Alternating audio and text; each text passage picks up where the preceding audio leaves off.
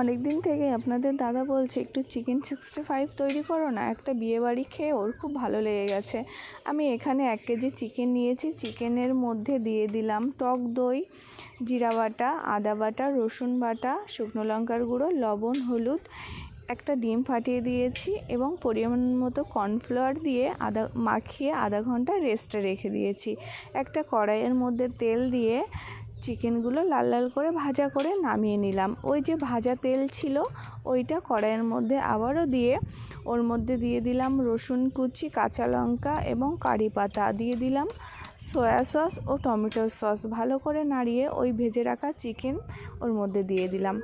কার কার chicken 65 খেতে ভালো লাগে কমেন্টে জানাবেন। সত্যি খুব টেস্ট হয়েছিল। আপনাদের দাদা ও আমার ননদের মেয়ে, ওটা আমার সোনার, ওরও খুব ভালো লেগেছে।